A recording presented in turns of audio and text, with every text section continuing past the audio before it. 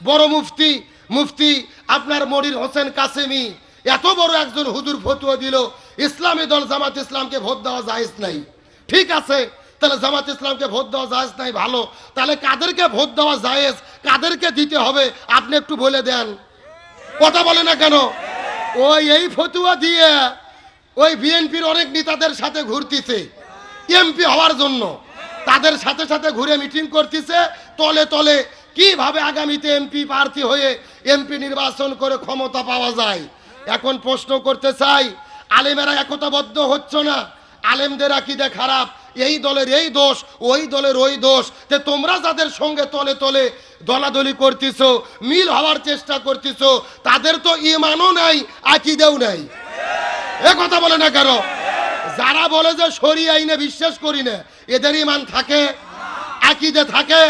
যারা বলে কোরআনের সাথে রাজনীতির কোনো সম্পর্ক নাই, এদের ঈমান থাকে, আকীদা থাকে। যারা বলে মৌলবাদকে উত্থান করতে হবে, বাংলাদেশে শরিয়া আইনের ক্ষমতা চলতে দেওয়া হবে না, তাদের সঙ্গে মিল হতে গেলে আকীদের প্রশ্ন ওঠে না। ইসলামী দল মিল হতে গেলে আকীদের প্রশ্ন ওঠে।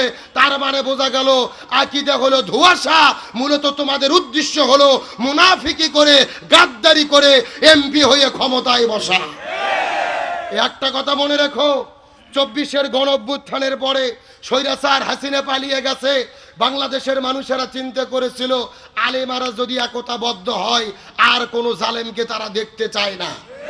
কিন্তু আজকে যেই আলেমেরা এই সমস্ত ফতুয়াবাজি করে ইসলামী দলের ভেতরে ঐক্যর মধ্যে ফাটল ধরাবে, এরাই জাতির চূড়ান্ত দুশ্মন, মুনাফিক আর গাদ্দার হিসেবে চিহ্নিত হবে। ও ওদের সঙ্গে মিল হতে গেলে আকীদের প্রশ্ন আসে না। ইসলামী দল একতাবদ্ধ হতে গেলে আকীদের ফতুয়া মারো, এগুলো সিটারি বাটপারি ছাড়া কিছু হতে পারে না। এ ভালো করে বোঝেন, আকীদা কি? আমাদের মূল আকীদা লা ইলাহা ইল্লাল্লাহ মুহাম্মাদুর রাসূলুল্লাহ, এই কালেমা ছাড়া আর কোনো আকীদা নেই। কালেমা যা আমাদের আকীদা তা। আপনি গঠনতন্ত্র বই পড়ে দেখেন, এর বাইরে কোনো আকীদা নেই। অথচ ধোঁয়াশা তুলে ফাটল ধরাচ্ছেন। জাতির চূড়ান্ত দুশ্মন হলো তারা যারা আলেমদের ভেতরে বিভেদ সৃষ্টি করে। শোনেন, ইসলামী দল কোনোটাই ধোয়া তুলসী পাতা নয়, সবার ভেতরে কম বেশি দোষ ত্রুটি বিচ্যুতি আছে না নাই? আরে আমাদের আদি পিতা আদম আলাইহিস সালাম যদি ভুল না করতো, তাহলে কি জান্নাত থেকে আমাদের দুনিয়াতে আসা লাগতো? তাহলে মানুষ মাত্রই তো ভুল, ভুল ত্রুটি থাকতেই পারে। আপনাদের প্রশ্ন করি, এক গিলাস দুধের মধ্যে যদি মশা মাছি পড়ে, আপনারা কি দুধ ফেলে দেন? ওই মশা মাছি ফেলে দিয়ে দুধ খান। একই রকম ভাবে যেরকম মশা মাছি ফেলে দিয়ে দুধ খান, বাংলাদেশের যত ইসলামী দল আছে প্রত্যেকটা দল হলো এক একটা দুধের গিলাস। যেরকম মশা মাছি ফেলে দিয়ে দুধ খান, একই রকম ছোট ছোট ত্রুটি বিচ্যুতি অন্তত এইবার ভুলে গিয়ে এই বাংলাদেশে কোরআন বিজয়ের জন্য বৃহৎ স্বার্থে আমাদের একতাবদ্ধ হতে হবে। কিন্তু আপনাদের দুধের গিলাস ভালো লাগতেছে না, মশা মাছির জন্যে মদের বোতলের পেছনে ঘুরতেছেন, এগুলো গাদ্দারি ছাড়া কিছু হতে পারে না। সুতরাং আলেমদের ঐক্যবদ্ধ আমরা চাই কি চাই না? আলেমদের সাথে থাকতে রাজি আছি না নাই? আমরা বিশ্বাস করি আলেমেরা যদি ঐক্যবদ্ধ হয় আর কোন জালেম এই জমিনে আলেমদের উপরে জুলুম করতে পারবে না। আপনাদের কি কষ্ট হলো? রাগ করলেন? তাহলে রাসূলের সিরাতের শিক্ষা, যিনি মসজিদের ইমাম হবে তাদেরকে সমাজের ইমাম হতে। মিনিট 30 টাইম কি দেওয়া যাবে? সবাই থাকবেন তো ইনশাল্লাহ? দেখি কারা কারা থাকবেন না, একটু হাত তোলেন। হ্যাঁ, এইবার বোঝা গেল যে কয় নম্বর শ্রোতা আপনারা। এ সত্য সত্য কারা কারা থাকবেন হাত তোলেন তো দেখি। লিল্লাহে তাকবীর। এ সাউন্ড হয় না, হাত উপর দিকে ওঠান। মুরব্বি মুরব্বি মুরব্বি হাত উঠে নাই সেলাই, হাত উঠে। হ্যাঁ, সবাই একটু গলা কাকার দেন তো দেখে। হ্যাঁ, লিল্লাহে তাকবীর। আল কোরআনের আলো, আল হাদিসের আলো, দুনিয়ার মুসলিম, ইসলামের শত্রুরা, কোরআন আছে যেখানে, হাদিস আছে যেখানে, লিল্লাহে তাকবীর। আলহামদুলিল্লাহ বলেন। আপনারা সবাই কিন্তু হাত তুলে কথা দিলেন, ওয়াদা করলেন শেষ পর্যন্ত থাকবেন। এখন না থাকে যদি উঠে চলে যান, কথা ভঙ্গ করা কিসের লক্ষণ? আপনাকে মুনাফিক হতে চান? মুনাফিক হতে চান কি চান না, এটা মোনাজাতের আগে বোঝা যাবে। জোর বলেন কিসের আগে? খালি দেখেন কারা কারা উঠে যায়, মনে করবেন ওই গ্রুপের লোক। আল্লাহ তাআলা আমাদেরকে শেষ পর্যন্ত থাকার তৌফিক দান করুক, বলেন আমিন। তাহলে চিৎকার করে বলেন দেখি, যিনি মসজিদের ইমাম হবে তাদেরকে এই সমাজের ইমাম হতে। আমার প্রিয় বন্ধুগণ, মুসলমান ভাইরা গভীর মনোযোগ লক্ষ্য করুন। কোনো দিকে নজর নাই, কোনো দিকে তাকাতাকি নাই। সুন্দর করে কিছু মেসেজ আপনাদেরকে দিতে চাই, বোঝার চেষ্টা করবেন। আমার নবী জমিনের ভেতরে শান্তি কায়েম করার জন্য 17 বছর বয়সের ভেতরে এই জমিনের ভেতরে একটা দল গঠন করেছিল, যেই দলের নাম হলো হিলফুল ফুজুল। কি নাম বললাম? এই সাতক্ষীরার মুসলমান কথাগুলো ভালো করে বোঝার চেষ্টা করবেন। নবীজি 17 বছর বয়সের ভেতরে হিলফুল ফুজুল নামক দলটা গঠন করার পরে 17 বছর থেকে শুরু করে 40 বছর পর্যন্ত নবীজি 23 বছর ধরে চেষ্টা করেছে এই জমিনের মধ্যে শান্তি কায়েম করার জন্য। কিন্তু দুর্ভাগ্যজনক ব্যাপার হলো, নবী 23 বছর চেষ্টা করেছে কিন্তু জমিনের ভেতরে শান্তি কায়েম করতে পারলো। এ সাতক্ষীরা মুসলমান গভীর মনোযোগ। নবীজি 23 বছর ধরে চেষ্টা করেছে কিন্তু জমিনের ভেতরে শান্তি কায়েম করতে পারলো না। কিন্তু নবীজির বয়স যখন 40 বছর হয়ে গেল, আল্লাহ নবীজির ওপরে যখন কোরআন নাজিল করলো, নবীজি যখন কোরআনের দাওয়াত দেওয়া শুরু করে দিল, ওই কোরআন জমিনে বাস্তবায়ন হয়ে গেল, জমিনে শান্তি প্রতিষ্ঠা হয়ে গেল। নবীজির জীবনটাকে দুই ভাগে ভাগ করার চেষ্টা করেন। নবুয়ত পাওয়ার আগের 23 বছর আর নবুয়ত পাওয়ার পরের 23 বছর।